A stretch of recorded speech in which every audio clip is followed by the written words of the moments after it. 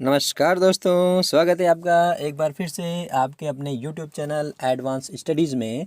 मैं हूं आपका दोस्त मोहनलाल लोधा। आज फिर से आपके लिए लेकर आया हूं महा मैराथन टेस्ट सीरीज का 11वां भाग। दोस्तों, इससे संबंधित 10 वीडियो लेक्चर हम पहले अपलोड कर चुके हैं, जो कि पूरे के पूरे ही पाठ्यक्रम से संबंधित है और 100% ब्लूप्रिंट पर आधारित है। यदि आपने वो नहीं देखे हों तो उनको जाकर के ज़रूर देखिएगा। दोस्तों, इस वीडियो लेक्चर में भी हमने पहले के वीडियो लेक्चर की तरह बिल्कुल शानदार तरीके से प्रश्नों को संजोया है। आपके लिए परीक्षा की दृष्टि से उपयोगी है और आपका मूल्यांकन भी करेगा। आप कमेंट करके बताइए अंत में, वीडियो के अंत में, कि आपके कितने प्रश्न सही बच रहे हैं नेगेटिव करने के बाद में। दोस्तों, यदि आप चैनल पर नए हैं तो प्लीज़ चैनल को सब्सक्राइब करिए, वीडियो को लाइक करिए और अपने दोस्तों के साथ शेयर करना बिल्कुल भी न भूलें। दोस्तों, इस वीडियो लेक्चर के जो अंक विभाजन है और प्रश्नों का जो विभाजन है वो इस तरीके से है, आप देख सकते हैं। पहले पार्ट में 50 प्रश्न है, दूसरे पार्ट में 40 प्रश्न और तीसरे पार्ट जो शिक्षा मनोविज्ञान से संबंधित है 10 प्रश्न पूछे जाएंगे। ICT से संबंधित 5 प्रश्न, शैक्षिक रीति विज्ञान या शिक्षण विधियों से संबंधित आपके 20 प्रश्न पूछे जाएंगे और विद्यालय विषयों से संबंधित 25 प्रश्न, प्रत्येक विषय से 5-5 प्रश्न आपके पूछे जाएंगे। तो इसी तरीके से इस वीडियो लेक्चर के टेस्ट को संजोया है दोस्तों। तो आप इत्मीनान से बने रहिए हमारे साथ वीडियो के अंत तक। दोस्तों, यदि आप हमारे टेलीग्राम चैनल पर जुड़ना चाहते हैं तो learn with advance studies search कीजिए और वहाँ ऐड हो जाइए, ताकि आने वाले वीडियोज़ के लिंक आपको टाइम पर मिल जाए। ओके दोस्तों, शुरू करते हैं आज के इस वीडियो लेक्चर का पहला प्रश्न। पहला प्रश्न ये रहा, निम्नलिखित कथनों पर विचार कीजिए। नागभट्ट प्रथम को जालोर, अवंती और कन्नौज के गुर्जर प्रतिहार वंश का संस्थापक माना जाता है।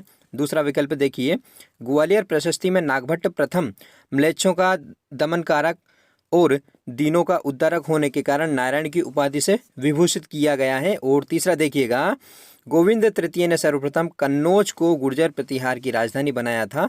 तो दोस्तों, इनमें से कौन सा कथन है वो सही है?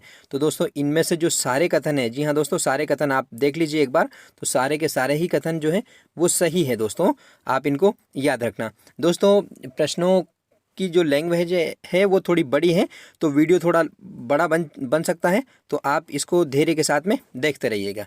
नेक्स्ट देखते हैं दोस्तों। नेक्स्ट प्रश्न ये रहा, दूसरा प्रश्न।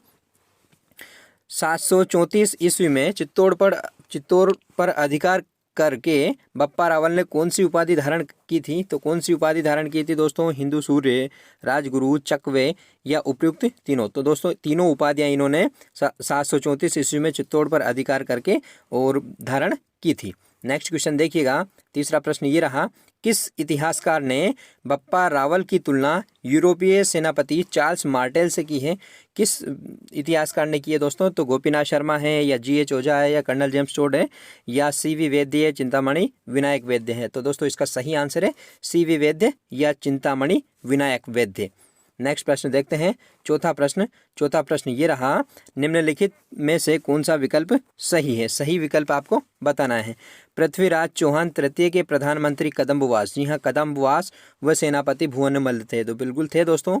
दूसरा विकल्प देखिए, 1182 ईस्वी में महोबा राज्य पर विजय प्राप्त कर पृथ्वीराज चौहान ने वहां का प्रशासक पंजुन राय को बनाया था, तो ये भी बिल्कुल सही है दोस्तों। सी वाला देखिए, आबू की राजकुमारी इच्छिनी से विवाह को लेकर पृथ्वीराज चौहान तृतीय का चालुक्य शासक भीमदेव द्वितीय से संघर्ष हुआ था, तो ये भी हुआ था दोस्तों। तो उपयुक्त सभी विकल्प इसका सही आंसर है दोस्तों। पांचवा प्रश्न देखिए, निम्नलिखित में से कौन सा विकल्प असंगत है, यानी कि गलत है? हम्मीर महाकाव्य नयन चंद्र सूर्य ने लिखा, बिल्कुल सही है। हम्मीर हट्ट चंद्रशेखर ने लिखा, यह भी बिल्कुल सही है। हम्मीर रासो जोधराज की रचना, यह भी बिल्कुल सही है। खजाइन उल फुतू, जी हाँ दोस्तों, खजाइन उल फुतू अबुल फजल की नहीं है दोस्तों, ये खुसरो की है दोस्तों। अमीर खुसरो की रचना है ये, खजाइन उल फुतू या तारीख ए अलाई। तो आपका आंसर क्या हो जाएगा? डी वाला। नेक्स्ट प्रश्न देखते हैं। नेक्स्ट है छठा प्रश्न, रणथंबोर दुर्ग की कुंजी किसे कहा जाता है? जी हाँ दोस्तों, रणथंबोर दुर्ग की कुंजी किसको कहा जाता है? विजयगढ़ दुर्ग को, झाइन दुर्ग को, मंडरायल दुर्ग को, या ग्वालियर दुर्ग को? तो दोस्तों, इसका सही आंसर है झाइन दुर्ग। जी हाँ दोस्तों, झाइन दुर्ग इसका सही आंसर है, जबकि मंडरायल दुर्ग जो करौली में है, इसको ग्वालियर दुर्ग की कुंजी कहा जाता है। इसको भी आप याद रख सकते हैं। सातवां प्रश्न देखिएगा, अलाउद्दीन खिलजी ने हम्मीर के एक अधिकारी रणमल को अपनी तरफ मिलाकर दुर्ग में स्थित खाद्य सामग्री को दूषित करवा दिया। इससे दुर्ग में खाद्यान्न की भयंकर कमी हो गई। इस स्थिति पर किसने कहा था कि सोने के 2 दानों के बदले में चावल का 1 दाना भी नसीब नहीं हो पा रहा था? तो किसने कहा था दोस्तों? तो ये कहा था दोस्तों अमीर खुसरो ने। जी हाँ दोस्तों, अमीर खुसरो ने कहा था। ये अलाउद्दीन खिलजी के आक्रमण के समय उसके साथ में ही था, 1301 में जब उसने आक्रमण किया था रणथंबोर दुर्ग पर उस समय। 8वां प्रश्न देखिएगा, रणथंबोर के शासक हम्मीर का गुरु कौन था? तो बताइएगा दोस्तों, राघव देव, विजयादित्य, अमृत कैलाश या नयनचंद्र सूरी? तो दोस्तों राघव देव जो थे ये रणथंबोर के शासक हम्मीर देव के गुरु हुआ करते थे। 9वां प्रश्न देखिए, मंजनिक क्या है? पत्थर बरसाने वाला यंत्र, घुड़सवार सेना के संयोजन की पद्धति, हरावल सेना का अग्रभाग या अलाउद्दीन खिलजी का सेनापति? तो दोस्तों ये मंजनिक जो था ये पत्थर बरसाने वाला यंत्र था, गोफन की तरह। नेक्स्ट 10वां प्रश्न देखिएगा, मेवाड़ पर सामूहिक रूप से आक्रमण करने के लिए मालवा और गुजरात के मध्य चंपानेर की संधि कब हुई थी? जो कि किसके खिलाफ हुई थी? महाराणा कुंभा के खिलाफ हुई थी। ये 1456 में हुई थी दोस्तों, याद रखना इसको। 11वां प्रश्न, तुजुक ए बाबरी किसकी आत्मकथा है? तो तुजुक ए बाबरी बाबर की आत्मकथा है और ये तुर्की भाषा में लिखी है दोस्तों। किस भाषा में लिखी है? तुर्की भाषा में लिखी हुई है। इसमें भारत की तत्कालीन राजनीतिक, आर्थिक, भौगोलिक, सामाजिक स्थिति का विवरण प्राप्त होता है। 12वां प्रश्न देखिए, सैनिक भग्नावशेष। जी हाँ दोस्तों, सैनिक भग्नावशेष किसे कहा जाता है? तो सबको पता है, सिंपल सा क्वेश्चन है दोस्तों, महाराणा सांगा को। जी हाँ दोस्तों, महाराणा सांगा को सैनिक भग्नावशेष की संज्ञा दी है कर्नल जेम्स टोड ने। और ऐसा कहा जाता है कि उनकी मृत्यु पर इनके शरीर में 80 घाव थे, एक आँख एक हाथ वो पहले ही खो चुके थे। 13वां प्रश्न देखिएगा, हल्दी घाटी के युद्ध में मुगल सेना में हरावल सेना का नेतृत्व कौन कर रहा था? तो दोस्तों ये कर रहे थे सैयद हाशिम। जी हाँ दोस्तों, सैयद हाशिम मुगल सेना की हरावल सेना का नेतृत्व कर रहे थे। 14वां प्रश्न देखिएगा, मारवाड़ का भूला बिसरा नायक और मारवाड़ का प्रताप किसे कहा जाता है? तो ये कहा जाता है दोस्तों राव चंद्रसेन को। जी हाँ दोस्तों, राव चंद्रसेन को मारवाड़ का भूला बिसरा नायक और मारवाड़ का प्रताप कहा जाता है। 15वां प्रश्न, जोधपुर महाराजा जसवंत सिंह की मृत्यु कब और कहाँ हुई? तो दोस्तों जसवंत सिंह की जो मृत्यु हुई थी वो जमरूद में हुई थी और 1678 में, यानी कि 1678 जमरूद इसका सही आंसर है। महाराणा जसवंत सिंह की मृत्यु पर औरंगजेब ने कहा था कि दरवाजा ए कुफ्र शिकस्त, या धर्म विरोध का दरवाजा आज टूट गया है, ऐसी उक्ति कही थी। तो ये भी आपको याद रखना है। 16वां प्रश्न, जाटों का प्लेटो किसको कहा जाता है? तो दोस्तों महाराजा सूरजमल। जी हाँ दोस्तों, महाराजा सूरजमल को जाटों का प्लेटो कहा जाता है। 1756 से 1763 तक इनका कार्यकाल था। नेक्स्ट 17वां प्रश्न, आर्य समाज द्वारा वैदिक यंत्रालय नामक छापाखाना कहाँ स्थापित किया था? तो दोस्तों ये स्थापित किया था अजमेर में। जी हाँ दोस्तों, इसकी स्थापना अजमेर में की गई थी। किसके द्वारा? आर्य समाज के द्वारा। 18वां प्रश्न देखते हैं। 18वां प्रश्न ये रहा, अर्जुन लाल सेठी के संदर्भ में कौन सा विकल्प सही नहीं है, यानी कि गलत है? तो इन्होंने 1906 में जैन शिक्षा प्रचार समिति की स्थापना की थी, बिल्कुल सही है। इन्होंने 1909 में जैन वर्धमान पाठशाला स्थापित की, इसको देखना है। जयपुर के प्रधानमंत्री पद प्रस्तावित किए जाने पर उन्होंने कहा था कि अर्जुन लाल नौकरी करेगा तो अंग्रेजों को देश से कौन निकालेगा? तो ये बिल्कुल सही उक्ति है दोस्तों, डी वाला। उन्होंने शूद्र मुक्ति, स्त्री मुक्ति और महेंद्र कुमार नाटक लिखे। ये लिखे हैं दोस्तों, शूद्र मुक्ति और स्त्री मुक्ति तो पुस्तकें हैं और महेंद्र कुमार इन्होंने नाटक लिखा है। दोस्तों इन्होंने जैन वर्धमान पाठशाला की स्थापना 1907 में की थी, 1909 में नहीं की थी, इसलिए बी वाला विकल्प आपका आंसर हो जाएगा। 19वां प्रश्न देखिए, प्रेमचंद भील किस किसान आंदोलन से संबंधित थे? तो बताइए प्रेमचंद भील किस किसान आंदोलन से संबंधित थे? तो दोस्तों ये बिजोलिया किसान आंदोलन से संबंधित थे। 20वां प्रश्न देखिए, जयराम पेशा अधिनियम कब समाप्त हुआ था? तो दोस्तों जयराम पेशा जो अधिनियम है ये 1952 में जाकर के स्वतंत्रता के बाद समाप्त हुआ था। मुझे कमेंट करके बताइए कि जयराम पेशा जो है कब लागू किया गया था मीणाओं को थानों में हाजिरी देने के लिए। 21वां प्रश्न, अखिल भारतीय देसी राज्य लोक परिषद की स्थापना कब हुई? तो दोस्तों अखिल भारतीय देसी राज्य लोक परिषद की स्थापना 1927 में हुई थी। कब हुई थी? 1927 में हुई थी दोस्तों। नेक्स्ट देखते हैं 22वां प्रश्न, राजस्थान की देसी रियासतों को एकीकृत स्वरूप प्रदान करने के लिए राजस्थान आंदोलन समिति का गठन किया, जिसके अध्यक्ष किसको बनाए गए थे? तो दोस्तों इसके अध्यक्ष डॉक्टर राम मनोहर लोहिया को बनाए गए थे। 23वां प्रश्न देखिएगा, लावा ठिकाने को राजस्थान में कब विलय किया गया? तो दोस्तों लावा ठिकाने को राजस्थान में 30 मार्च, जी हाँ दोस्तों, चौथे चरण में 30 मार्च 1949 को शामिल किया गया। दोस्तों कहीं कहीं दूसरे चरण में भी इसका विवरण मिलता है, लेकिन इसका सही आंसर है दोस्तों चौथे चरण में 30 मार्च 1949 है। और हिंदी ग्रंथ अकादमी में दूसरा दिया हुआ है, लेकिन 12वीं की जो पहले बुक चलती थी उसमें चौथा चरण दिया हुआ है और अधिकांश पुस्तकों में यही मिलता है। तो चौथे चरण में ही लावा ठिकाने का एकीकरण किया था शेष राजस्थान में। 24वां प्रश्न, आहुआ का संबंध किससे था? तो दोस्तों आहुआ का संबंध ठाकुर कुशाल सिंह से था। जी हाँ दोस्तों, ठाकुर कुशाल सिंह से। 25वां प्रश्न देखिए, सिरोही के विलय को लेकर हुए आंदोलन का नेतृत्व किसने किया था? तो दोस्तों हातलगांव सिरोही किससे संबंधित है? गोकुल भाई भट्ट से संबंधित है। तो गोकुल भाई भट्ट ने ही सिरोही का राजस्थान में विलय को लेकर के आंदोलन किया था, क्योंकि सरदार वल्लभ भाई पटेल इसको गुजरात में मिलाना चाहते थे। 26वां प्रश्न देखिएगा, मारवाड़ में 19 जून 1942 को किस क्रांतिकारी की भूख हड़ताल के कारण मृत्यु हो गई थी? तो कौन थे दोस्तों? तो ये थे दोस्तों बाल मुकुंद बिस्सा। जी हाँ दोस्तों, बाल मुकुंद बिस्सा की मृत्यु 19 जून 1942 को भूख हड़ताल के कारण हो गई थी। इनको राजस्थान का जतीन दास भी कहा जाता है। 27वां प्रश्न देखिएगा, 1927 में चरखा संघ की स्थापना किसने की? तो दोस्तों 1927 में चरखा संघ की स्थापना जमनालाल बजाज ने की थी। नेक्स्ट प्रश्न देखिएगा, 28वां प्रश्न, 1 जुलाई 1946 को रायसिंह नगर में प्रजा परिषद के तिरंगा जुलूस पर गोली चलाने पर कौन शहीद हुए थे? तो दोस्तों बीरबल इसमें शहीद हुए थे।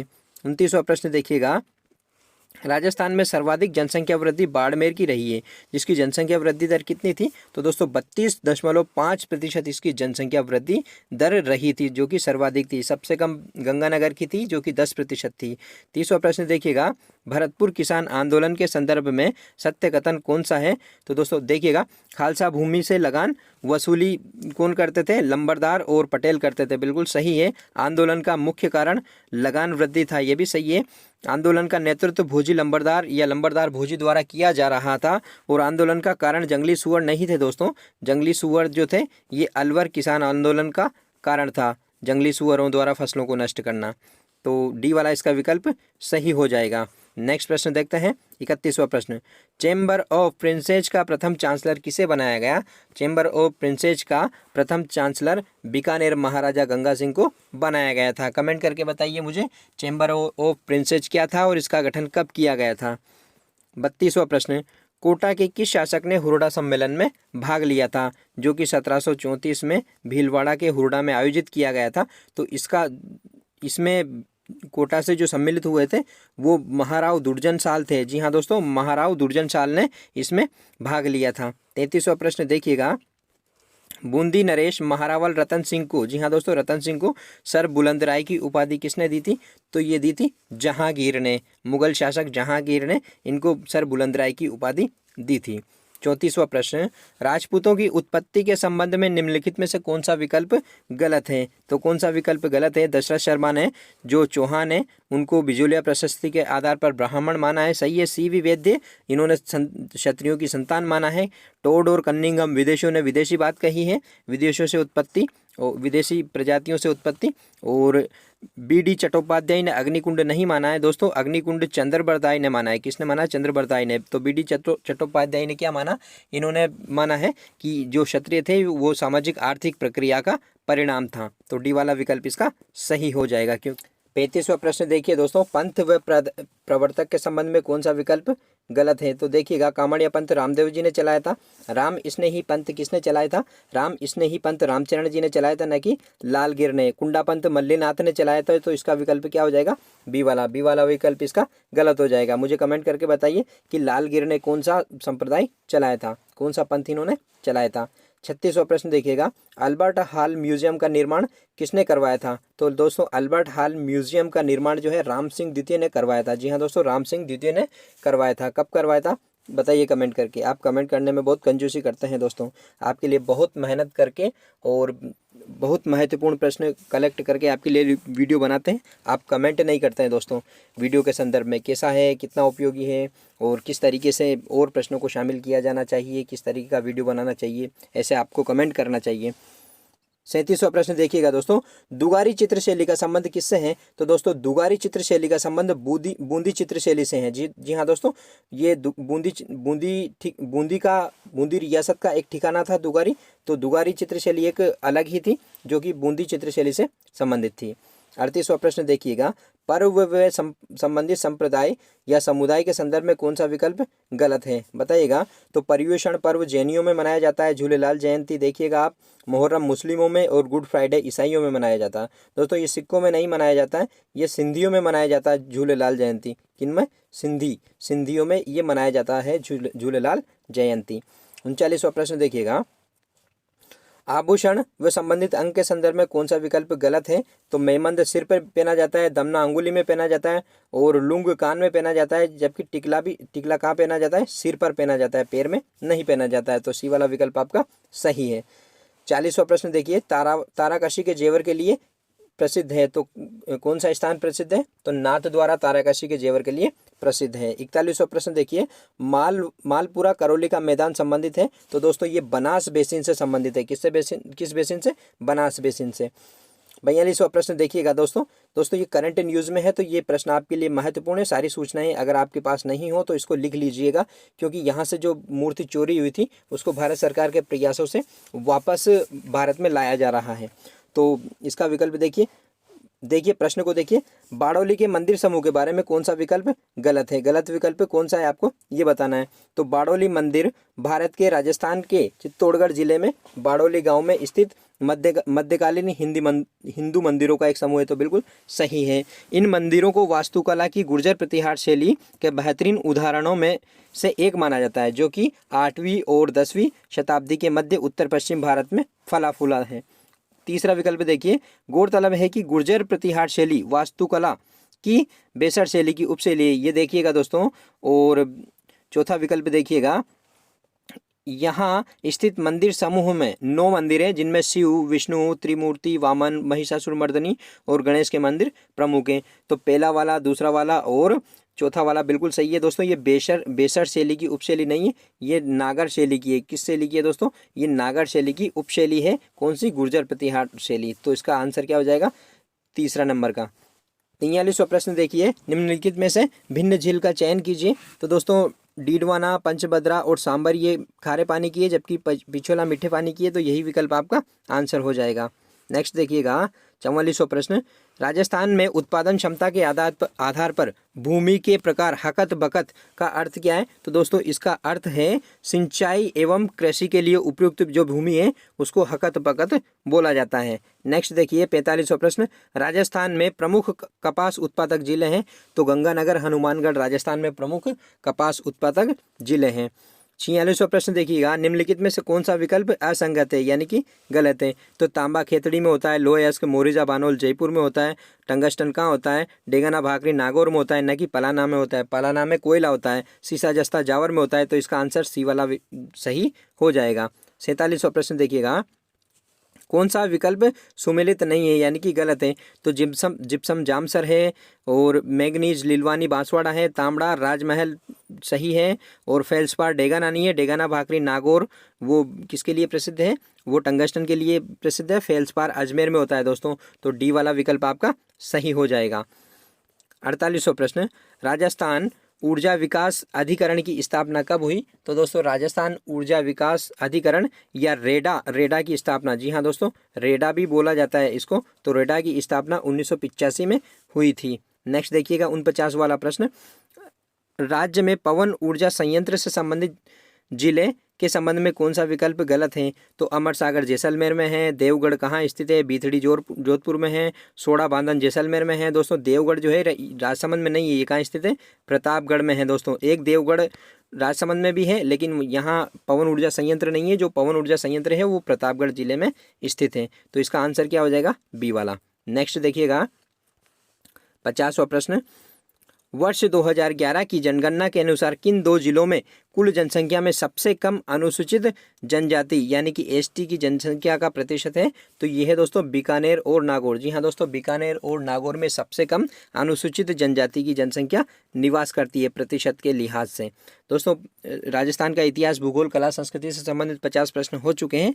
अब हम देखने वाले हैं पार्ट 2 के, जो कि राजस्थान का सामान्य ज्ञान, RTE, सामूहिक विषय और शैक्षिक परिदृश्य से संबंधित है। दोस्तों, इसमें करंट जीके के जो प्रश्न शामिल किए गए हैं वो राजस्थान सरकार ने हाल ही में एक कैलेंडर जारी किया है जो सरकारी विद्यालयों में वितरण किया जा रहा है, उसमें से प्रामाणिक प्रश्न लिए हैं। तो इनमें लैंग्वेज थोड़ी बड़ी हो सकती है कुछ प्रश्नों में, तो उनको आप अच्छी तरीके से समझना। 51वां प्रश्न देखिए, त्रिस्तरीय पंचायती राज प्रणाली का प्रारंभ 2 अक्टूबर 1959 को राजस्थान के कौन से जिलों में किया गया? तो दोस्तों ये किया गया था नागौर जिले के बगदरी गांव में तत्कालीन प्रधानमंत्री जवाहरलाल नेहरू के द्वारा। नेक्स्ट देखिएगा दोस्तों, नेक्स्ट प्रश्न ये रहा 52वां प्रश्न, 51वें संविधान संशोधन द्वारा राज्य में मंत्रिपरिषद की संख्या विधानसभा के कुल सदस्यों की अधिकतम कितने प्रतिशत सुनिश्चित की गई है? तो दोस्तों ये 15% सुनिश्चित की गई है। इसको याद रखना है दोस्तों, बहुत सी परीक्षाओं में पूछा गया है। तो बी वाला विकल्प आपका बिल्कुल सही है। इस हिसाब से मुख्यमंत्री सहित राजस्थान में कुल 30 मंत्री हो सकते हैं, 29 मंत्री और एक मुख्यमंत्री। 53वां प्रश्न देखिए, 7 और 8 अक्टूबर 2022 को इन्वेस्ट राजस्थान समिट 2022 का आयोजन कहाँ किया गया? तो ये जयपुर में किया गया था। 54वां प्रश्न देखिएगा, 27 जनवरी 2022 को मिनिएचर न्यूक्लियर पावर गैलरी का लोकार्पण कहाँ किया गया? तो ये कोटा में किया गया।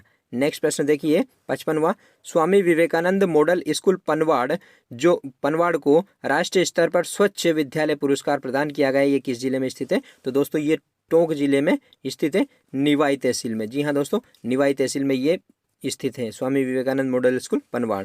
56वां प्रश्न देखिएगा, जनवरी 2023 में जयपुर इंटरनेशनल फिल्म फेस्टिवल यानी कि जिफ का आयोजन किया गया, तो ये कौन सा संस्करण था? तो दोस्तों ये 15वां संस्करण था। जी हाँ दोस्तों, ये 15वां संस्करण था। नेक्स्ट प्रश्न देखिएगा 57वां, 18वीं राष्ट्रीय स्काउट एंड गाइड जमुरी जिसका आयोजन रोहट, जी हाँ दोस्तों, रोहट पाली में जनवरी 2022 में किया गया, प्रोमो गीत क्या था? तो आपको बताना है प्रोमो गीत क्या था। तो इसका प्रोमो गीत था दोस्तों पाली धरा पर लाग्यो मेड़ो। जी हाँ दोस्तों, पाली धरा पर लाग्यो मेड़ो। ये स्टार प्रश्न है दोस्तों, इसमें से एक प्रश्न जरूर आएगा आपकी परीक्षा में, देख लेना आप।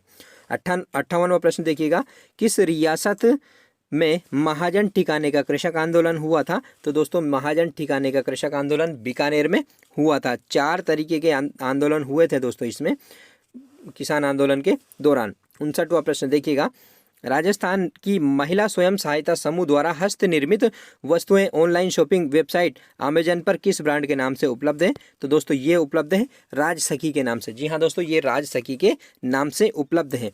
60वां प्रश्न देखिएगा, प्रदेश में स्टेट फ्लैगशिप कार्यक्रम में कितनी योजनाओं को हाल ही में शामिल किया गया है? तो दोस्तों 5 योजनाओं को फ्लैगशिप योजनाओं में शामिल किया गया है। स्टेट फ्लैगशिप योजनाओं में पहले से 28 थी, अब कुल मिलाकर के 33 फ्लैगशिप योजनाएं हो गई हैं, तो इनको भी आप याद रखना।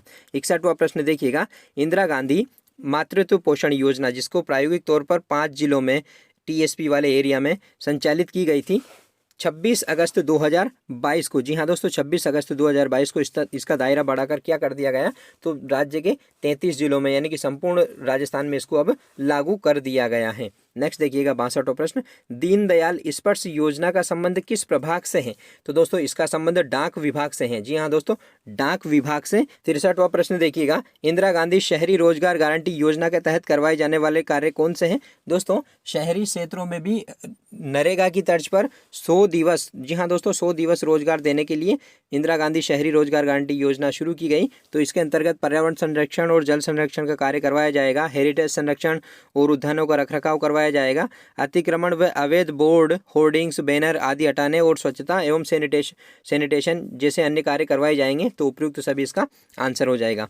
64वां प्रश्न देखिएगा, निम्नलिखित में से असंगत विकल्प कौन सा है? विकल्प बड़े हैं दोस्तों, थोड़ा सा समझना आपको, क्योंकि जैसा अभी राजस्थान सरकार द्वारा विद्यालयों में वितरण करने के लिए विभिन्न योजनाओं से संबंधित जानकारी वाले जो कैलेंडर वितरित किए गए हैं उनमें से लिया है ये प्रश्न। तो देखिए, मुख्यमंत्री किसान ऊर्जा मित्र योजना है, इसके संदर्भ में क्या है देखिएगा, किसानों को कृषि बिल कनेक्शनों पर 1,000 रुपये प्रतिमाह का अतिरिक्त अनुदान, बिजली बिल में छूट, और इसके अंतर्गत 8,85,000 किसानों को बिजली का जो बिल है वो शून्य हो गया। तो ये बिल्कुल सही है दोस्तों, याद रखना। दूसरा, इंदिरा गांधी रसोई में सम्मानपूर्वक बैठाकर 8 रुपये में पौष्टिक व गुणवत्तापूर्ण भोजन दिया जाएगा, और इसमें राज्य सरकार 17 रुपये प्रति थाली अनुदान देगी। कुल मिलाकर के 25 रुपये इसका पड़ता है। नेक्स्ट देखिएगा, तीसरा विकल्प उड़ान योजना। जी हाँ दोस्तों, उड़ान योजना प्रदेश की समस्त किशोरियों और महिलाओं के लिए प्रति माह 12 निःशुल्क सैनिटरी नैपकिन वितरण किया जाएगा इसके अंतर्गत, और लगभग 1,45,00,000 किशोरियों एवं महिलाएं इससे लाभान्वित होगी। और योजना हेतु 60 करोड़ रुपए का के बजट का प्रावधान 600 करोड़ रुपए के बजट का प्रावधान रखा गया है। तो इसको जरूर याद रखिए दोस्तों, संख्यात्मक चीज़ें आजकल पूछी जा रही है। 600 करोड़ इसका प्रावधान है। चौथा विकल्प देखिएगा, मुख्यमंत्री, जी हाँ दोस्तों, चौथा विकल्प है मुख्यमंत्री चिरंजीवी स्वास्थ्य बीमा योजना, जिसके अंतर्गत प्रत्येक परिवार को 5 लाख रुपए का निःशुल्क बीमा के साथ 10 लाख रुपए का दुर्घटना बीमा है। तो दोस्तों ये गलत है, क्योंकि उल्टा हो गया दोस्तों, क्योंकि 10 लाख रुपए का तो इसमें निःशुल्क बीमा है और 5 लाख रुपए का इसमें दुर्घटना बीमा है। तो डी वाला विकल्प आपका गलत हो जाएगा। नेक्स्ट देखिएगा 65 वाला, निम्नलिखित में से सही विकल्प कौन सा है, आपको सही का चयन करना है। ओके, तो देखिए, मुख्यमंत्री कन्यादान या हथलेवा योजना आर्थिक दृष्टि से कमजोर वर्गों की कन्याओं के विवाह पर आर्थिक संबल प्रदान करने के लिए योजना का संचालन है, और पात्रानुसार 21,000 से लेकर के 51,000 रुपये तक की सहायता इसके अंतर्गत दी जा रही है। बिल्कुल सही है। दूसरा विकल्प देखिए, मुख्यमंत्री युवा संबल योजना पुरुष आशार्थियों को 4,000 रुपये प्रतिमाह एवं महिला विशेष योग्यजन और ट्रांसजेंडरों के लिए 4,500 रुपये इसके अंतर्गत प्रतिमाह दिया जा रहा है। तो ये भी बिल्कुल सही है। नेक्स्ट देखते हैं, तीसरा विकल्प, मुख्यमंत्री कोरोना सहायता योजना कोरोना प्रभावित विधवा महिलाओं को 1 लाख रुपये एक मुश्त व 1,500 रुपये प्रतिमाह पेंशन, अनाथ बच्चों को 1 लाख रुपये एक मुश्त और 18 वर्ष की उम्र तक प्रतिमाह 2,500 रुपये की सहायता, और 18 वर्ष की आयु पूर्ण होने पर 5 लाख रुपये की सहायता दी जाएगी। तो सारे के सारे विकल्प सही है दोस्तों। नेक्स्ट देखिएगा 66वां प्रश्न, राजस्थान की किस बोली पर गुजराती भाषा का सर्वाधिक प्रभाव है। तो किस बोली पर गुजराती भाषा का सर्वाधिक प्रभाव है, तो ये वागड़ी। जी हाँ दोस्तों, वागड़ी जो कि डूंगरपुर बांसवाड़ा में बोली जाती है, उस पर सर्वाधिक गुजराती भाषा का प्रभाव।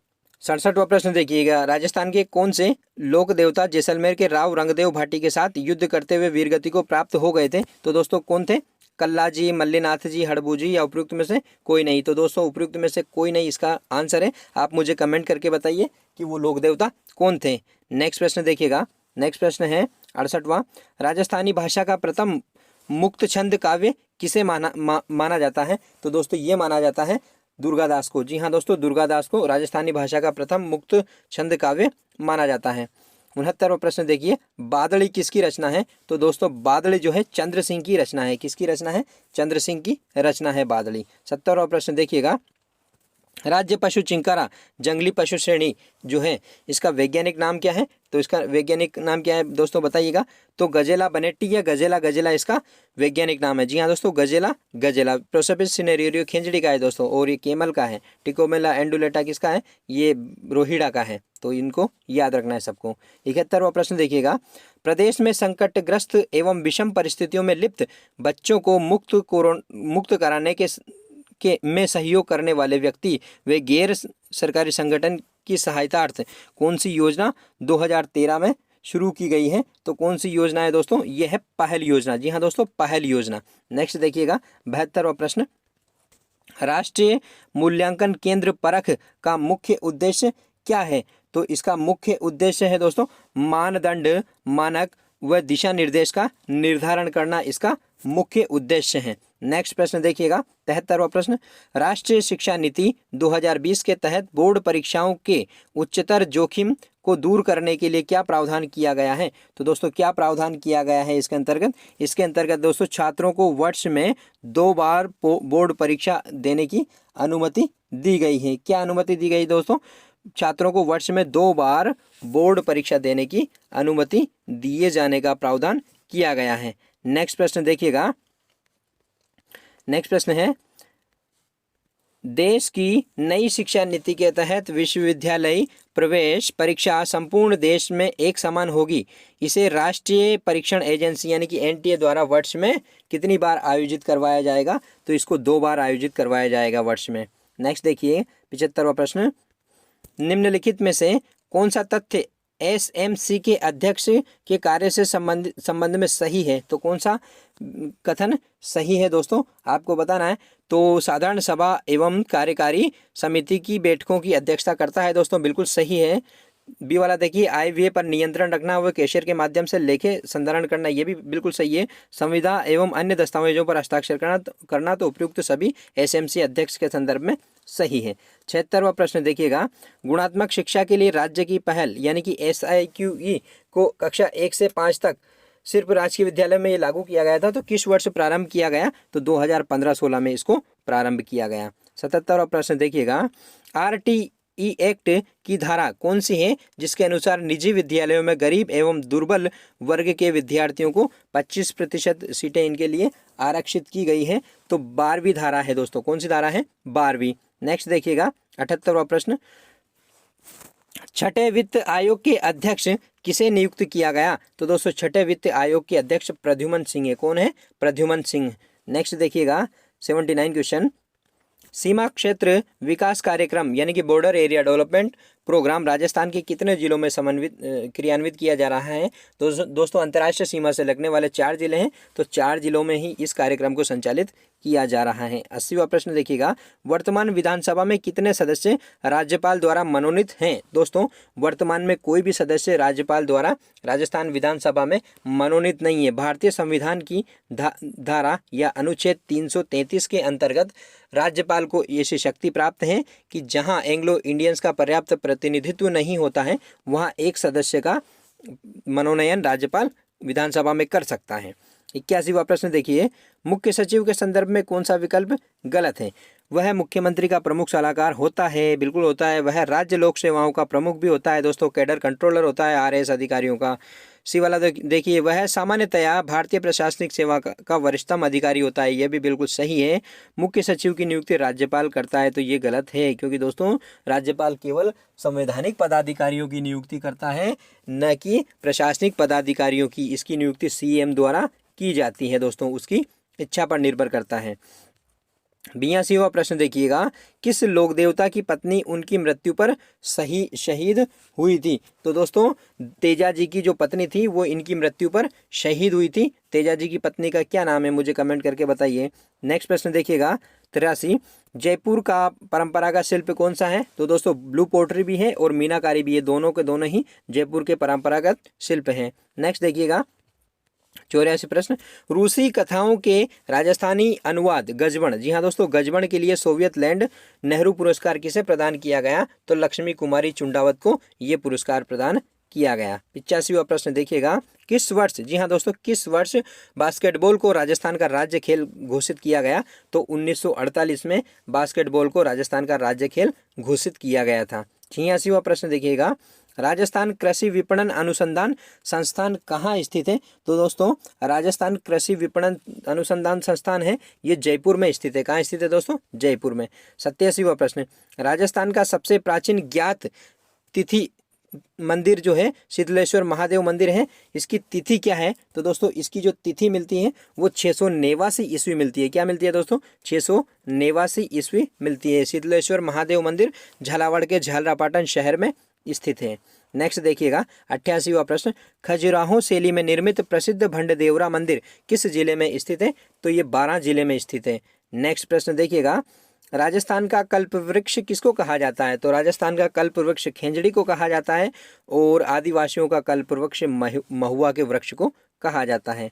90 प्रश्न, कौन सा स्थल झालावाड़ में स्थित नहीं है? झालावाड़ में कौन सा स्थल स्थित नहीं है? तो नवलखा दुर्ग है, कोलवी की गुफाएं हैं, क्यासरा महादेव मंदिर भी है, काकोनी मंदिर समूह है जो दोस्तों ये 12 जिले में स्थित है। कहाँ स्थित है दोस्तों? 12 जिले में। गुप्तकालीन मंदिर समूह है तो ये 12 जिले में स्थित है, तो डी वाला विकल्प आपका सही हो जाएगा। नेक्स्ट प्रश्न देखिएगा 91वां प्रश्न, निम्नलिखित में कौन सा व्यक्तित्व आकलन की प्रक्षेपण विधि से संबंधित नहीं है? दोस्तों अब मनोविज्ञान से संबंधित प्रश्न शुरू हो चुके हैं, तो इसका विकल्प देखिए, कहानी रचना, प्रश्नावली, जीवन इतिहास या साक्षात्कार। तो दोस्तों इसका सही आंसर है कहानी रचना। नेक्स्ट प्रश्न देखिएगा, 92वां प्रश्न, बुद्धि के संबंध में कौन सा कथन सही नहीं है। जी हाँ दोस्तों, बुद्धि के संबंध में कौन सा कथन सही नहीं है। बुद्धि वंश, क्रम और पर्यावरण की देन है, तो ये दोनों सही है दोस्तों। वंश क्रम भी पर भी निर्भर करता है और ये पर्यावरण पर भी निर्भर करता है। बी वाला देखिए, बुद्धि की लंबवत वृद्धि जीवन पर्यंत होती है। ये देखना है दोस्तों, बुद्धि लिंग भेद नहीं करती है, तो ये भी सही है दोस्तों। बुद्धि पर किसी समूह या जाति का जन्म सिद्ध अधिकार नहीं होता है, तो ये भी सही है। तो इसका गलत कौन सा है, बुद्धि का लंबवत वृद्धि जीवन पर्यंत होती है, तो ये गलत है दोस्तों। तो बी वाला विकल्प इसका आंसर हो जाएगा। नेक्स्ट देखिए, 93वां प्रश्न, कौन सा कारक मंदबुद्धि बालक के लिए आवश्यक नहीं है। तो दोस्तों सीखने की मंद गति होती है, शारीरिक दोष भी होता है, अमूर्त चिंतन का अभाव भी होता है, लेकिन मौलिकता इसमें नहीं होती है, तो ये वाला विकल्प आपका सही हो जाएगा। 94वां प्रश्न देखिए, शिक्षा मनोविज्ञान में जिन बालकों के व्यवहार का अध्ययन किया जाता है वे हैं कौन से बालक है। समस्यात्मक बालक, कम गति से सीखने वाले बालक, मंदबुद्धि बालक। तो दोस्तों इसका सही आंसर है उपयुक्त सभी। जी हाँ दोस्तों, सभी प्रकार के बालकों का इसमें अध्ययन किया जाता है। 95वां प्रश्न देखिएगा दोस्तों, जिन प्रतिक्रियाओं को सीखने के उपरांत संतुष्टि प्राप्त होती है उन्हें सीख लिया जाता है। यह जो नियम है, ये कौन सा नियम है दोस्तों, अभ्यास का, तत्परता का, प्रभाव का या सापेक्षता का। तो दोस्तों सीखने पर संतुष्टि हो रही है यानी कि प्रभाव पड़ रहा है, तो ये प्रभाव का नियम हो जाएगा। नेक्स्ट देखिएगा, 96वां प्रश्न, कौन से अधिगम का मुख्य नियम नहीं है। कौन सा जो है अधिगम का मुख्य नियम नहीं है, जैसा कि थार्नडाइक ने अपनी पुस्तक एजुकेशन साइकोलॉजी में दिया है। तो दोस्तों तैयारी या तत्परता का नियम भी है, अभ्यास का नियम भी है और प्रभाव का नियम भी है। 3 नियम प्रमुख नियम है दोस्तों। बहुप्रतिक्रिया का नियम गौण नियम है, तो इसका जो आंसर हो जाएगा ये बी वाला हो जाएगा दोस्तों। विकल्प थोड़े इधर उधर हो गए, लेकिन इसका आंसर है दोस्तों बहुप्रतिक्रिया का नियम। नेक्स्ट देखिएगा, 97वां प्रश्न, निम्नलिखित में से कौन सा किशोरावस्था का लक्षण नहीं है। तो तीव्र शारीरिक विकास होता है दोस्तों, लिंग भेद में अधिक रुचि या स्पष्ट एवं स्थायी संप्रत्यय नहीं होता है दोस्तों, इसमें स्पष्ट एवं स्थायी संप्रत्यय नहीं बन पाता है, अधिक संवेदनशील प्रकृति। तो ए वाला, बी वाला और सी वाला इसका सही आंसर है, जबकि गलत कौन सा है, स्पष्ट एवं स्थायी संप्रत्यय इसमें नहीं बन पाता है, तो ये आपका विकल्प सही हो जाएगा। कौन सा विकल्प सही है, सी वाला। नेक्स्ट प्रश्न देखिएगा, 98वां प्रश्न, बालक में शारीरिक परिवर्तन जिसे बहुत अधिक प्रभावित करता है। तो क्या अधिक प्रभावित करता है, रुचियां, कार्य, व्यवहार या उपयुक्त सभी को। जो शारीरिक परिवर्तन है वो किसको प्रभावित करता है, तो रुचियों को भी प्रभावित करता है, कार्य को भी प्रभावित करता है, व्यवहार को भी प्रभावित करता है, तो इसका उपयुक्त सभी आंसर हो जाएगा। जी हाँ दोस्तों, उपयुक्त सभी इसका आंसर हो जाएगा। 99वां प्रश्न देखिएगा, किशोरावस्था में बालकों को सहयोग देने के लिए आवश्यक है। क्या आवश्यक है दोस्तों, अभिप्रेरणा, गलती निकालना, आलोचना करना या नकारात्मक व्यवहार करना। तो दोस्तों इसके लिए अभिप्रेरणा जरूरी होती है। नेक्स्ट प्रश्न देखिएगा, 100वां प्रश्न, अभिप्रेरणा अधिगम का सर्वोत्कृष्ट राजमार्ग है। ओके, ऐसा किसने कहा है, तो दोस्तों स्किनर ने ऐसा कहा है अभिप्रेरणा के संदर्भ में। 101वां प्रश्न देखिएगा दोस्तों। अब शुरू करते हैं, ICT से संबंधित 5 प्रश्न हैं, तो इनको देखते हैं दोस्तों। नागरिकों हेतु सरकारी सेवाओं की एकल पोर्टल पर उपलब्धता हेतु SSO का प्रयोग में लाने वाला भारत का प्रथम राज्य है कौन है, नंबर 1 राज्य कौन है, तो दोस्तों राजस्थान प्रथम राज्य है SSO ID बनाने वाला। 102 प्रश्न देखिएगा, ई बैंकिंग के संदर्भ में OTP से क्या तात्पर्य है। तो दोस्तों OTP से तात्पर्य है वन टाइम पासवर्ड। जी हाँ दोस्तों, वन टाइम पासवर्ड इसका तात्पर्य है। एक बार जब हम कोई भी ट्रांजेक्शन करते हैं तो OTP आती है, तो वही OTP है ये बैंकिंग से संबंधित, नेट बैंकिंग से संबंधित या ऑनलाइन बैंकिंग से संबंधित। 103 प्रश्न, ICT से क्या तात्पर्य है। तो दोस्तों ICT से तात्पर्य है इंफॉर्मेशन कम्युनिकेशन टेक्नोलॉजी, तो सी वाला इसका विकल्प सही हो जाएगा। 104 प्रश्न देखिएगा, निम्नलिखित में से कौन सा कंप्यूटर का एक प्रकार नहीं है। तो माइक्रो कंप्यूटर होता है, मिनी कंप्यूटर होता है, मेन फ्रेम कंप्यूटर होता है, पॉली कंप्यूटर नहीं होता है, तो ये वाला विकल्प आपका सही हो जाएगा। 105 प्रश्न देखिएगा, कंप्यूटर की विशेषता कौन सी है। तो दोस्तों गति भी होती है, शुद्धता भी होती है, संभरण भी होती है, ओके, डाटा कलेक्शन, तो उपयुक्त सभी इसका आंसर हो जाएगा। अब देखते हैं दोस्तों शैक्षिक रीति विज्ञान से संबंधित 20 प्रश्न देखिएगा। 106 प्रश्न, निम्न में से वस्तुनिष्ठ परीक्षण का गुण नहीं है। जी हाँ दोस्तों, वस्तुनिष्ठ परीक्षण का गुण कौन सा नहीं है, तो वैधता और विश्वसनीयता होती है, मूल्यांकन में निरपेक्षता होती है दोस्तों, प्रश्नों के विकल्पों को रट लेने की प्रवृत्ति में वृद्धि होती है दोस्तों, यही इसका विकल्प सही आंसर है, क्योंकि जो छोटे छोटे प्रश्न हैं अक्सर उनको रट लिया जाता है, तो रटने की प्रवृत्ति में वृद्धि होती है। ये इसका गुण नहीं है, ये दोष है। विषय वस्तु के संपूर्ण ज्ञान पर आधारित होता है। इसमें संपूर्ण विषय वस्तु को शामिल किया जा सकता है, क्योंकि इसमें अधिक से अधिक प्रश्नों को शामिल कर सकते हैं। 107 प्रश्न देखिए, सामाजिक अभिव्यक्ति में बालक विचार विमर्श करते हैं, योजना बनाते हैं, प्रश्न करते हैं, प्रतिवेदन तैयार करते हैं। शिक्षक की भूमिका निर्देशक, परामर्शक व मार्गदर्शक की होती है। उपयुक्त कथन किस विद्वान का है? तो किस विद्वान का ये कथन है आपको बताना है। तो ये है दोस्तों योकम और सिम्पसन का। जी हाँ दोस्तों, ये कथन जो है योकम और सिम्पसन का कथन है। 108वां प्रश्न देखिएगा, शिक्षण सामग्री वे साधन है जिसके द्वारा अध्यापक अपनी शिक्षण अधिगम प्रक्रिया को प्रोत्साहित करता है और बालक उन्हें देखकर सुनकर ज्ञान ग्रहण करता है। अधिगम सहायक सामग्री की उपयुक्त परिभाषा किस शिक्षाविद ने दी है? तो दोस्तों ये दिए CV गुड ने। जी हाँ दोस्तों, CV गुड ने ये परिभाषा दी है। 109वां प्रश्न देखिए, वह कौन सी विधि है जो देखो सुनो और समझो के सिद्धांत पर आधारित है? तो दोस्तों ये विधि है प्रदर्शन विधि। जी हाँ दोस्तों, प्रदर्शन विधि देखो सुनो और समझो के सिद्धांत पर आधारित है। 110वां प्रश्न देखिएगा, मूल्यांकन के संबंध में निम्नलिखित में से कौन सा वाक्य एकदम सही है? तो शिक्षण उद्देश्यों से घनिष्ठ रूप से संबंधित है, तो है बिल्कुल बी वाला। देखिए, मूल्यांकन निरंतर चलने वाली प्रक्रिया है, तो ये भी है। विद्यार्थियों के व्यवहार संबंधी जानकारी एकत्र करने का साधन है, तो ये भी है दोस्तों। लेकिन इसमें क्या पूछा है? एकदम सही। तो एकदम सही है दोस्तों, मूल्यांकन निरंतर चलने वाली प्रक्रिया है। 111वां प्रश्न, रेखीय अभिक्रमित अनुदेशन की विशेषता है? कौन सी रेखीय अभिक्रमित अनुदेशन की विशेषता है? तो देखिएगा, छात्रों को प्रारंभ से अंत तक सक्रिय रहना पड़ता है, तो रहना पड़ता है दोस्तों। बी वाला देखिए, सभी छात्रों को एक ही रेखा या मार्ग का अनुसरण करना पड़ता है, तो ये भी सही है। अनुक्रिया के तुरंत बाद अधिगमकर्ता को प्रतिपुष्टि मिलती है, तो A, B और C बिल्कुल सही विकल्प है, तो सभी विकल्प इसके संदर्भ में सही हो जाएंगे। नेक्स्ट प्रश्न देखते हैं दोस्तों, प्राथमिक स्तर पर गणित का क्या महत्व है? तो दोस्तों मानसिक, जी हाँ दोस्तों, मानसिक महत्व है। मानसिक विकास में इसका महत्व है किसका? गणित का। किस स्तर पर? प्राथमिक स्तर पर। 113वां प्रश्न देखिएगा, गणित के अध्ययन से एक बच्चे में किस गुण का विकास नहीं हो सकता है? तो देखिए, आत्मविश्वास, तार्किक सोच, विश्लेषणात्मक या परंपरागत सोच। तो दोस्तों परंपरागत सोच का संबंध इससे नहीं है। आत्मविश्वास गणित से पैदा होता है, तार्किक सोच होती है, विश्लेषणात्मक सोच होती है, तो तीनों सही है, जबकि चौथा वाला क्या है? गलत। नेक्स्ट देखते हैं 114वां प्रश्न, वस्तुएं जो एक समान वस्तु के बराबर होती है वे एक दूसरे के बराबर होंगी, यह अभिग्रहित जो अंक गणित व बीज गणित का आधार है, किसने दिया है दोस्तों? यूक्लिड, पाइथागोरस, रोजर बेकन या सुकरात?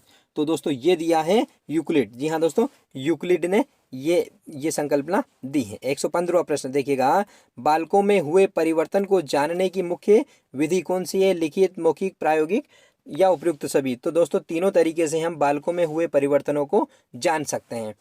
116वां प्रश्न देखिए, विज्ञान पाठ्यचर्या की ऐतिहासिक वैधता क्यों जरूरी है? तो ये जरूरी है दोस्तों क्योंकि अतीत में वैज्ञानिक खोजों की तारीखों का यथावत सत्यता को सुनिश्चित करने के लिए ये जरूरी है। किस लिए? अतीत में वैज्ञानिक खोजों की तारीखों की यथावत सत्यता को सुनिश्चित करने के लिए विज्ञान पाठ्यचर्या में ऐतिहासिक वैधता जरूरी है। 117वां प्रश्न देखिएगा, NCF 2005 के अनुसार निम्नलिखित में से कौन सा क्षेत्र पाठ्यक्रम क्षेत्र के अंतर्गत माना गया है? तो दोस्तों कला की शिक्षा, आर्ट एजुकेशन को NCF के अंतर्गत पाठ्यक्रम का हिस्सा बना दिया गया है। 118वां प्रश्न देखिए, किसी भी चुने हुए विषय पर नारा लेखन किस प्रकार छात्रों की सहायता करता है? तो ये सहायता करता है छात्रों की किस प्रकार से? तो दोस्तों इससे जागरूकता के साथ साथ रचनात्मकता को बढ़ावा मिलता है, इसलिए ये छात्रों की सहायता करता है, तो सी वाला इसका विकल्प सही हो जाएगा। 119वां प्रश्न देखिएगा, पाठ योजना की पंचपदी उपागम का श्रेय किसको दिया जाता है? हर्बर्ट स्पेंसर या जोहान फ्रेडरिक हर्बर्ट? दोनों में से एक है दोस्तों, तो बताइए क्या है इसका आंसर? इसका सही आंसर है दोस्तों JF हर्बर्ट या जॉन फ्रेडरिक हर्बर्ट। नेक्स्ट देखिएगा 120 प्रश्न, देखो और कहो विधि में निम्न में से किस बिंब का विशेष महत्व होता है? तो किस बिंब का विशेष महत्व होता है? दृष्टिबिंब। जी हाँ दोस्तों, देखो और कहो विधि में दृष्टिबिंब का विशेष महत्व होता है।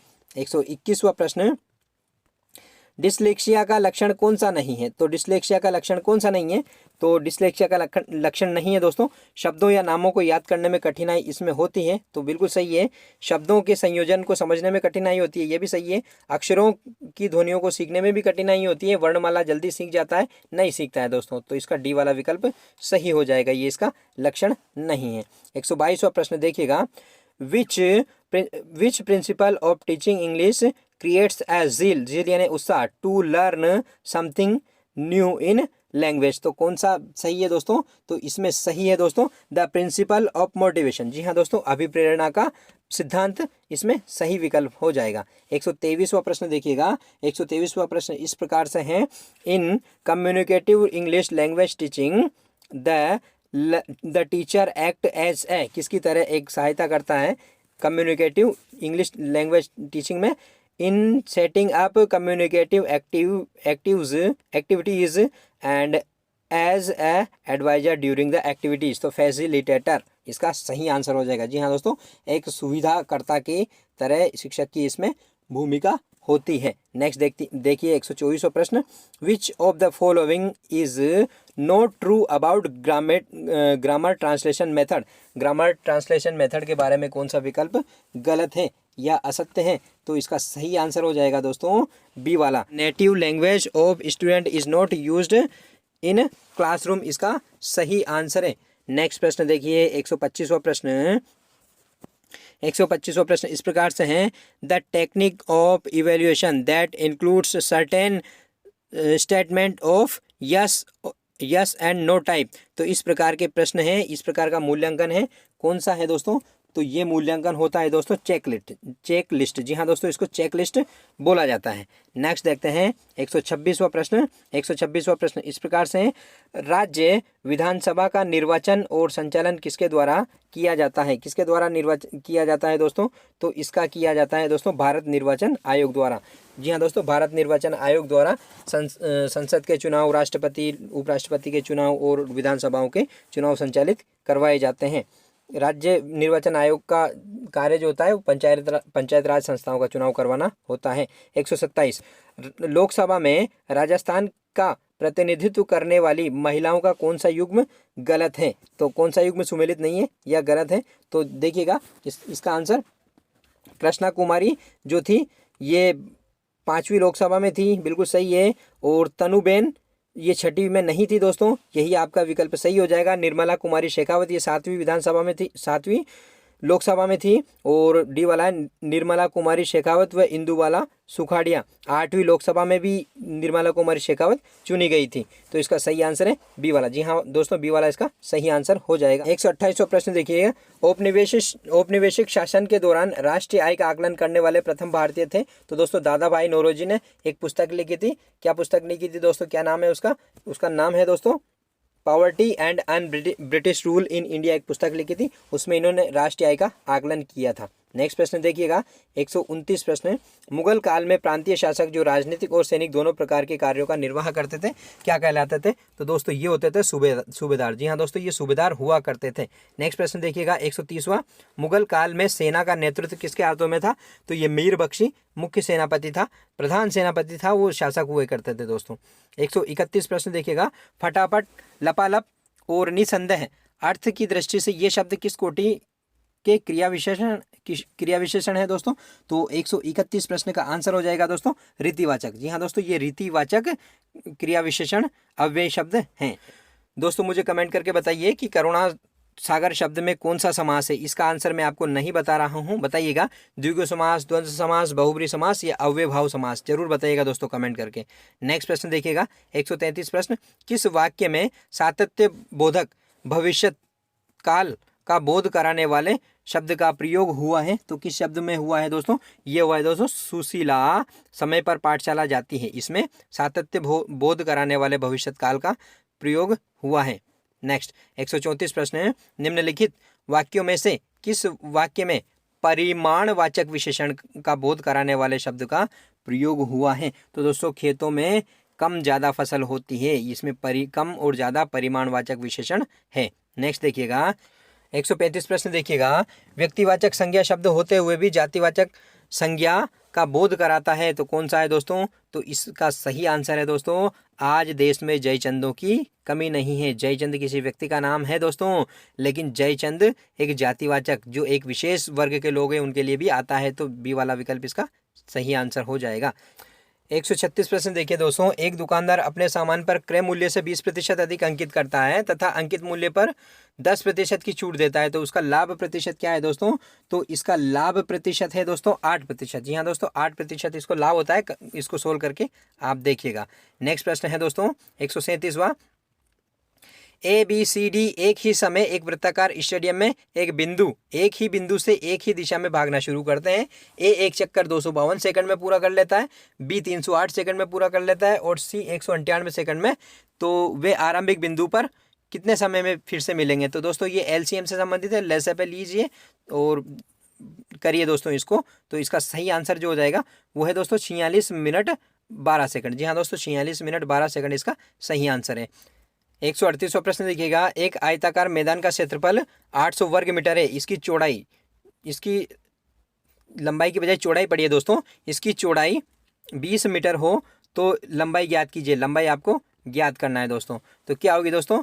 तो सिंपल सा क्वेश्चन है, 800 वर्ग मीटर है तो इसकी चौड़ाई अगर 20 मीटर है तो 20 को 40 से गुणा करेंगे तो 800 आ जाएगा। तो 40 का इसका सही आंसर है, 40 मीटर इसकी लंबाई हो जाएगी। नेक्स्ट देखिएगा, एक टेबल एवं 6 कुर्सियों का मूल्य 4800 रुपये या 4800 रुपये। यदि एक कुर्सी का मूल्य 300 रुपये है तो 60 टेबल का मूल्य कितना होगा? तो दोस्तों सिंपल सा क्वेश्चन है, आप करिएगा। 139 का जो आंसर है 21,000 रुपये इसका आंसर हो जाएगा।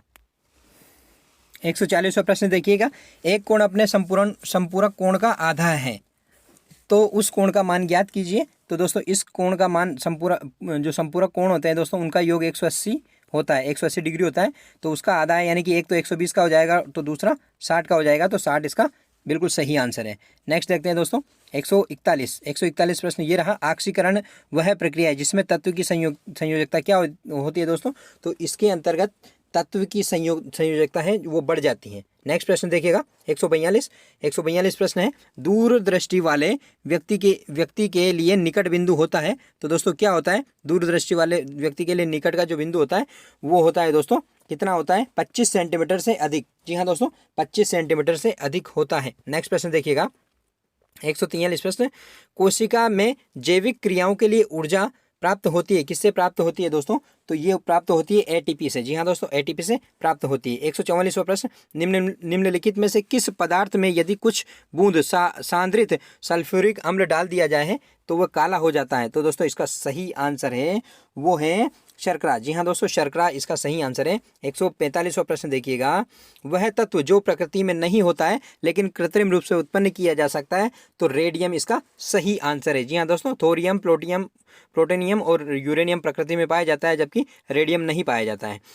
146वां प्रश्न देखिएगा दोस्तों, मैन इज मोर्टल। तो इसमें कौन सा आर्टिकल आएगा? तो दोस्तों इसमें द, ए या आल। तो दोस्तों इसमें कोई आर्टिकल नहीं आएगा क्योंकि द लगा दोगे तो विशेष व्यक्ति के लिए हो जाएगा। व्यक्ति एक नश्वर प्राणी है। द मैन इज मोर्टल, तो इसका सही आंसर मैन इज मोर्टल है दोस्तों। Next 147, Prem told me that he take the examination. तो इसका सही आंसर क्या हो जाएगा दोस्तों? फिल इन द ब्लैंक में क्या आएगा? तो फिल इन द ब्लैंक में आएगा दोस्तों had decided. The Prem told me that he had decided, इसका सही आंसर हो जाएगा। 148 प्रश्न देखिएगा, people say that grapes are better for us than mangoes. तो इसको किस में चेंज करना है आपको? पैसिव वॉइस में चेंज करना है। तो इसका पैसिव वॉइस बनेगा दोस्तों, इसका पैसिव वॉइस बनेगा, grapes are said to be better for us than mangoes. तो इसका पैसिव वॉइस ये बन जाएगा सी वाला। 149 प्रश्न देखिएगा, are you going to Delhi tomorrow?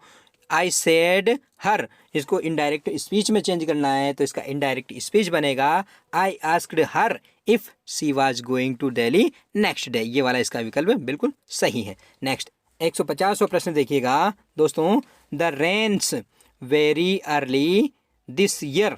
तो दोस्तों इसका सही विकल्प हो जाएगा बी वाला, set in. The rains set in very early this year. इस वर्ष बरसात बहुत ज़्यादा जल्दी आ गई। तो ये थे दोस्तों आज के इस वीडियो लेक्चर के 150 प्रश्न। आशा करता हूँ ये आपकी तैयारी में उपयोगी साबित होंगे और आप इन टेस्टों के माध्यम से अपनी तैयारी को और मजबूत करेंगे और ये आपकी अंतिम सफलता में उपयोगी होंगे। इसी के साथ में दोस्तों मिलते हैं किसी नेक्स्ट टॉपिक के साथ अगले वीडियो में। तब तक के लिए ओके, थैंक यू।